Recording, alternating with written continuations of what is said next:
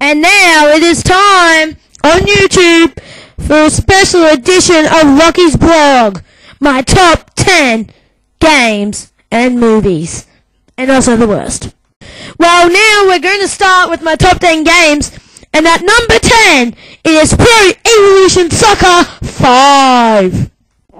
What makes this game so good for me is the graphics, and when you kick a goal in your teammate, your friend next to you, you can go, "Oh, suck! I just got a goal!" Woo! But also, this game has great motion, easy controls, and nearly anyone can pick it up and play, and that is why it is my top 10, number 10 in my top favorite games. At number 9, it is Sonic the Hedgehog. Well, I like the Sonic Hedgehog. Sonic the Hedgehog is awesome. But you know what I hate? I hate the crappy 3D games. Sonic Adventure was right, but apart from Sonic Adventure, the worst game of the decade was Sonic the Hedgehog.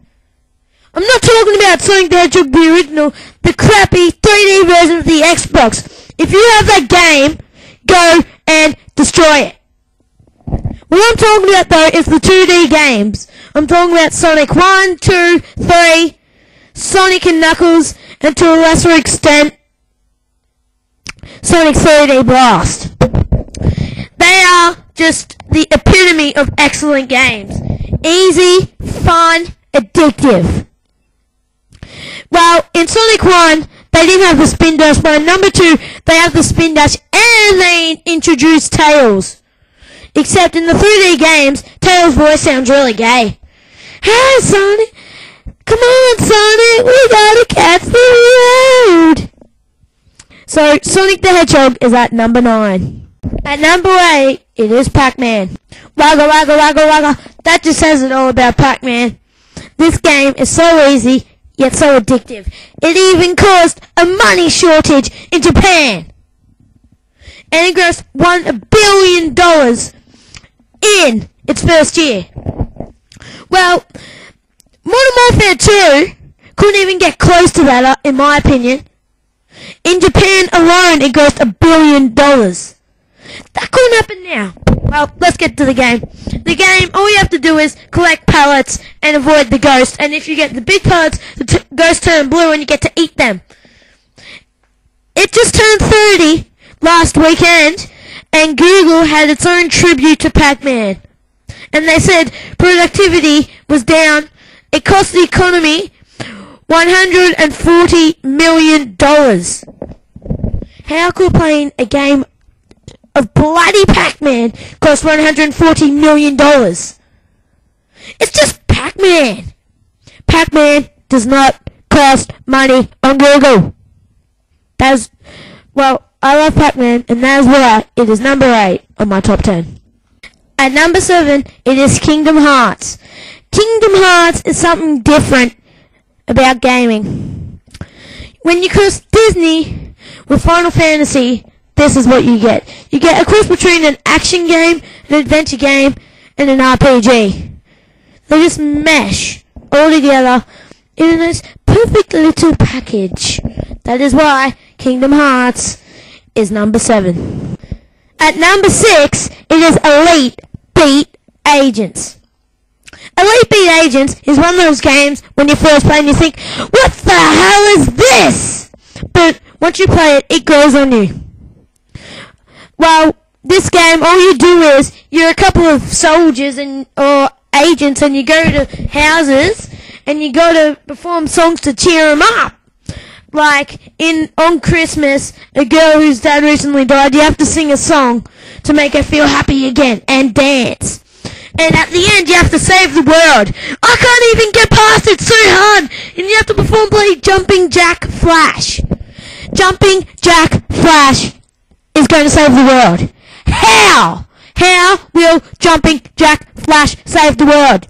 It's a bloody Rolling Stones song! What? Keith Richards going to come along and blow pot in their face and they'll kill the aliens? I don't think so. But anyway, this is a fun and addictive game for the Nintendo DS, and that is why it is number 6. At number 5, it is another Nintendo DS classic in New Super Mario Bros. This was the first 2D Mario game since the games on the Game Boy Advance, and the first new one, the totally new one since Super Mario Land since the last Super Mario Land on the Game Boy. This game, though, even though it looks the same, it is totally different. You get all different power-ups now. It can even be he can be a blue shell, and he can fold down and turn into a shell and just roll along. How does that defeat the bloody enemies? Oh my god, I'm in my little shell. I'm in my little shell. No one can beat me now, can they? No, they can't. It doesn't do anything. It's practically useless. You also have all the classic ones, the mushroom and the fire flower. And you also have the mega mushroom. That can make you really big and you get to smash stuff. And the more you smash, the more life you get. This game is so addictive, so fun, even though the end bit screws you over. It said I finished the game, and yet there's more bloody levels! More!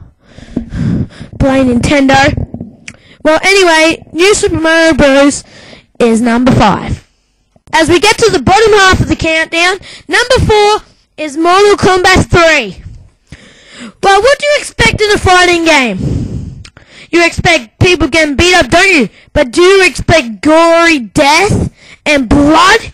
Well, that is exactly what you get in Mortal Kombat 3.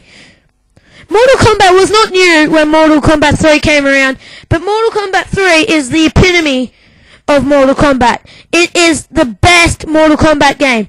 It involved excellent graphics, brilliant controls, and more characters than you can shove in a bag. I love Mortal Kombat 3. I play it on my DS, and it is just so fun. I love using Sub-Zero because he can just kill anyone with his ice. And who doesn't like doing the fatality on their opponent? Cuts their head off or chucks them out and they go through the sparks on the ground. I admit that maybe I might have a problem or something, I'm not sure. Probably not. But anyway, Mortal Kombat 3 is number 4.